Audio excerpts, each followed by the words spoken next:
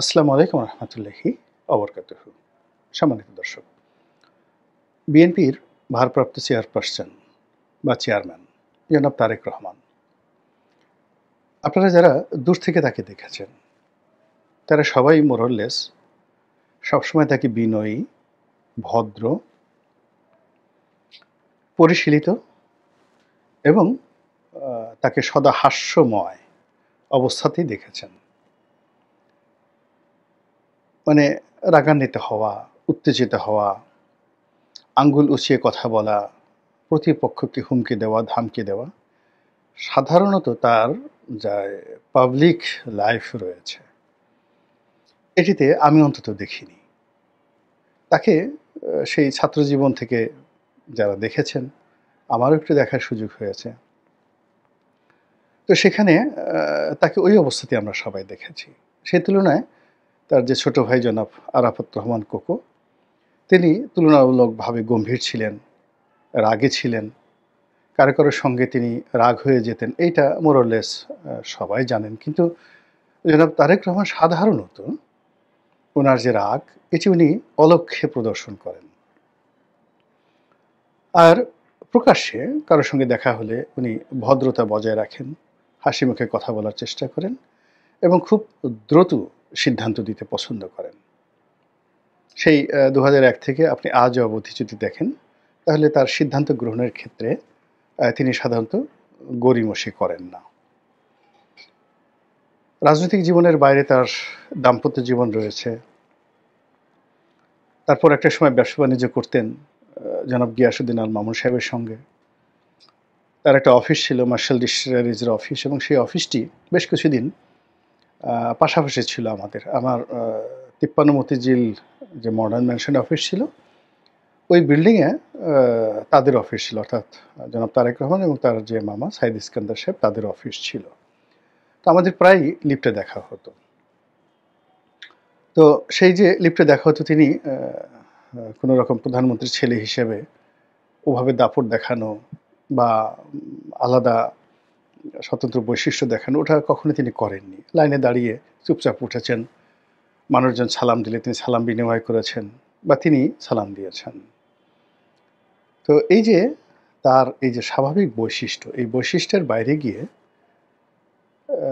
তিনি যদি হঠাৎ রেগে যান, it means it's a bad signal for him. এবং অ্যাট দ্য সেম টাইম তার যারা পার্টি ম্যানার রয়েছেন, দলের যারা লোকজন রয়েছেন, তাদের জন্য খুবই একটা খারাপ সংবাদ। আপনারা জানেন যে একটা বিখ্যাত কথা রয়েছে, রেগে গেলেন তো হেরে গেলেন। আর মানুষ রাগ হয় সাধারণত আতঙ্ক থেকে, ভয় থেকে, অস্থিরতা থেকে, অনিশ্চয়তা থেকে। এখন গত সেই ১৫ বছর ধরে বিভিন্ন প্রতিকূল অবস্থা তিনি অতিক্রম করেছেন। সাবেক প্রধানমন্ত্রী শেখ হাসিনার কটাক্ষ, একাধিক মামলা, তারপরে দলের অভ্যন্তরীণ হানাহানি, কাটাকাটি, গ্রুপিং, কিন্তু উনি কখনোই মেজাজ হারাননি। উনি ওনার মতো করে সিদ্ধান্ত নিয়েছেন। কিন্তু হাল আমলে দেখা যাচ্ছে যে তার চেহারার সে জৌলুস আগের মতো নেই। এখন অনেকটা বিবর্ণ হয়ে গেছেন, নিষ্প্রভ হয়ে গেছেন। এবং সর্বশেষ যে তারুণ্যের যে মহাসমাবেশটি হয়ে গেল, সেখানে তিনি যে ভাষায় বক্তব্য দিয়েছেন, যেভাবে নিজের উত্তেজনা তিনি প্রকাশ করেছেন এবং যেভাবে তিনি ২ হাত উঁচু করে বলতে গেলে বক্তব্য দিতে গিয়ে তিনি একেবারে চেয়ার থেকে দাঁড়িয়ে যাওয়ার মতো পর্যায়ে পৌঁছে গিয়েছেন এবং যেভাবে তিনি বলেছেন, দিল্লি নয়, পিন্ডি নয়, নয় অন্য কোনো দেশ, শুধুই বাংলাদেশ। তো এই শব্দগুলো উচ্চারণ করতে গিয়ে তার কণ্ঠের যে স্বাভাবিকতা ছিল না। কণ্ঠর যে স্কেল, এটা অনেক ঊর্ধ্বে উঠে গিয়েছিল। ফলে গলার যে স্বাভাবিক স্বর, এটা ভেঙে গিয়েছিল। ২ নম্বর হলো যে এই কথা বলতে গিয়ে তার মুখের যে ভঙ্গি হয়েছিল, তার চোয়াল যেভাবে শক্ত হয়ে গিয়েছিল, এটি আমি কখনো তার জীবনে দেখিনি। তো অবস্থা দৃষ্টে মনে হচ্ছে যে তিনি আর ধৈর্য রাখতে পারছেন না। দ্বিতীয়ত তার মধ্যে একটা আতঙ্ক, অস্থিরতা কাজ করছে। আর তৃতীয়ত তিনি এই মুহূর্তে কাউকে বিশ্বাস করতে পারছেন না। এই ব্যাপারে সংক্ষেপে আলোচনা করব। তার আগে তার আরেকটি কথা বলে নেই। সেটা হলো যে তাকে সবসময় আমরা ওয়েল বিহেভড অবস্থায় দেখেছি। কিন্তু একবার তিনি রেগে গিয়েছিলেন যখন সর্বশেষ তিনি যাকে বলা হয় ক্ষমতায় ছিলেন, অর্থাৎ ২০০১ থেকে ২০০৬। একটা হলো প্রকাশ্য। প্রকাশ্যে তিনি জনসভায় রেগে গিয়েছিলেন। আরেকটা হলো টেবিল 1 to 1, সেখানেও তিনি মেজাজ হারিয়ে ফেলেছিলেন। তো প্রথমটি ছিল ঢাকা বিশ্ববিদ্যালয়ের যে সুইমিং পুল আছে ওই মাঠে একটা সমাবেশ করেছিলেন তিনি, এবং সেখানে প্রধান অতিথির বক্তব্য দিতে গিয়ে তিনি লগি বৈঠার জবাব দেওয়ার জন্য, অর্থাৎ আওয়ামী লীগকে জবাব দেওয়ার জন্য তিনি বলেছিলেন যে আমাদেরও কাস্তে আছে, মানে ধান কাটার জন্য যে কাশি বলি, তো তিনি সেই বলছিলেন যে আমাদেরও ওই ধান কাটার জন্য কাস্তে আছে। তো সেই কাস্তে দিয়ে যদি আমরা আক্রমণ করি তাহলে ওই সমস্ত লগি বৈঠা থাকবে না। সমস্ত মানুষ হৈ হৈ করে উঠেছিল। কিন্তু আমি সেই দিনই বুঝতে পেরেছিলাম যে উনি মেজাজ হারিয়ে ফেলেছেন, এবং বর্তমান যে রাজনৈতিক পরিস্থিতি, হাওয়া ভবনের মাধ্যমে তিনি যেভাবে নিয়ন্ত্রণ করছিলেন ২০০৬ সনের সেই প্রথম দিকে এসে বা ২০০৫ সনের শেষের দিকে এসে কোনো কিছু তার নিয়ন্ত্রণে ছিল না। ফলে তিনি মেজাজ হারিয়ে ফেলেছিলেন, যা কিনা তার বক্তব্যে আমরা সেটা দেখতে পেরেছি, এবং সেটার পরিণতিতে একটা ১/১১ এবং ১/১১ পরিণতিতে তার এবং তার পরিবারের উপর যে জুলুম, যে অত্যাচার এবং যে অবর্ণনীয় যাকে বলে দুর্ভোগ এবং দুর্দশা এসেছে, ওটা থেকে কিন্তু তারা এখনো বের হতে পারেননি, ওই ট্রমা থেকে। তো এই গেল প্রকাশ্য ময়দানে তার ধৈর্য হারানোর বা রাগ হওয়ার কার্যকারণ। দ্বিতীয় যে গোপন বিষয়টি, সেটি জনাব হুসেন মোহাম্মদ এরশাদ সাহেব এবং তার আপনজন যারা আছেন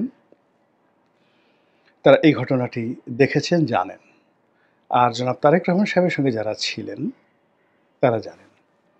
অর্থাৎ ২০০৬ সনের সেই নির্বাচনের যে প্রাক্কালে রাজনৈতিক জোট হবে, সেখানে আওয়ামী লীগও জাতীয় পার্টিকে টানছে আর বিএনপিও জাতীয় পার্টিকে টানছে।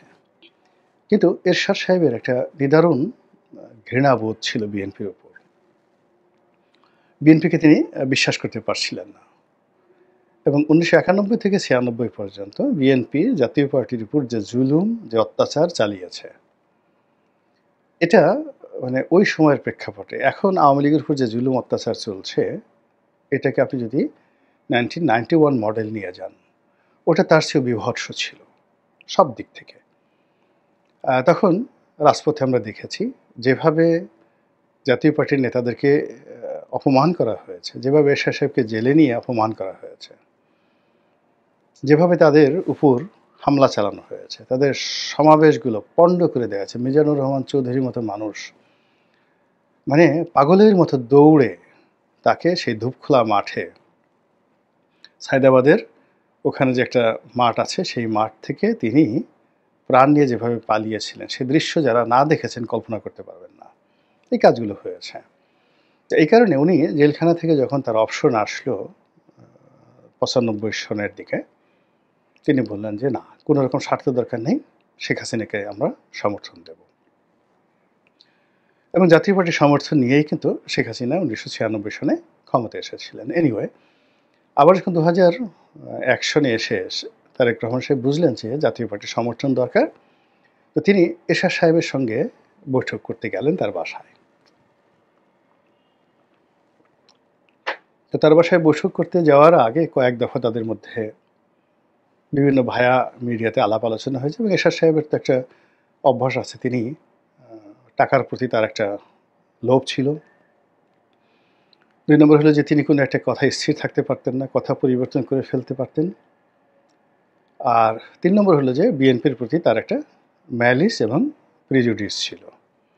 অর্থাৎ একটা বিদ্বেষ ছিল এবং একটা কুসংস্কার ছিল এই দুটো দলের প্রতি। আবার বিএনপির যারা লোকজন তারাও মনে করেন শহীদ প্রেসিডেন্ট জিয়াউর রহমানের হত্যাকাণ্ডের পেছনে এরশাদ সাহেবের একটা হাত আছে। ফলে এখানে একটা মনস্তাত্ত্বিক দূরত্ব ছিল। সেই দূরত্ব নিয়ে যখন জনাব তারেক রহমান এবং জনাব এরশাদ তারা একটা নেগোসিয়েশন করার জন্য বসেছিলেন, ঠিক সেই সময়টিতে তারেক রহমান সাহেব মেজাজ হারিয়ে ফেলেছিলেন এবং মেজাজ হারিয়ে জনাব এরশাদ সাহেবকে যে কথাগুলো বলেছিলেন সেই কথার প্রেক্ষিতে সেই ২০০৬ সনের রাজনীতির সমস্ত ইতিহাস পাল্টে যায়। একটা 111 আসে এবং বিএনপির সেই যে দুর্ভোগ এবং দুর্দশা সেটা সূচিত হয়ে যায়।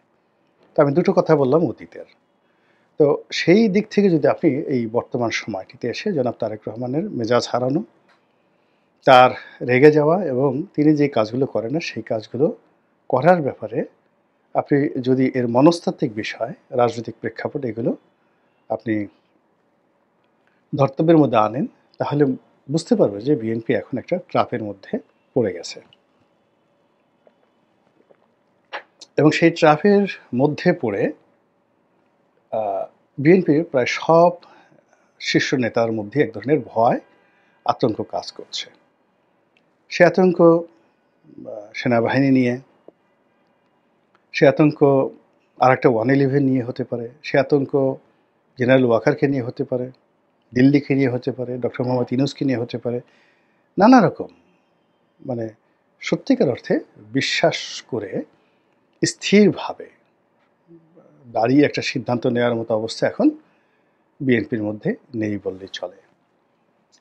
এবং সেটাকে অর্থাৎ জনাব তারেক রহমান সাহেবকে ভয় দেখানোর জন্য, সেটা র বলেন কিংবা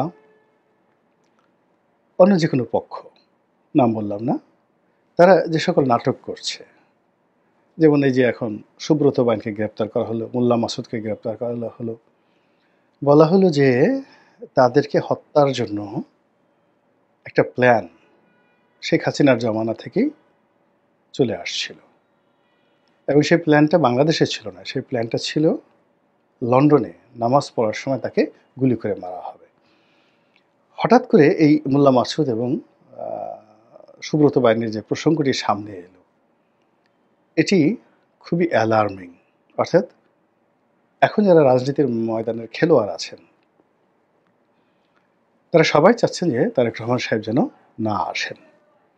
আর আমাদের এই উপমহাদেশে অনেকগুলো ঘটনা এভাবে ঘটেছে, যেমন ধরেন রাজীব গান্ধীর মৃত্যু, কিংবা ধরুন বেনজির ভুট্টোর হত্যাকাণ্ড, কিংবা শাহনেওয়াজ ভুট্টো, বেনজির ভুট্টোর ভাইয়ের যে শাহনেওয়াজ ভুট্টোর হত্যাকাণ্ড, এমনকি শহীদ প্রেসিডেন্ট জিয়াউর রহমান সাহেবের যে হত্যাকাণ্ড, কিংবা বঙ্গবন্ধুর হত্যাকাণ্ড, এই সব মিলিয়ে সব জায়গাতে যে রাজনীতির মুনাফেকি, রাজনীতির মির্জাফরি এবং রাজনীতির যে ভয়ালো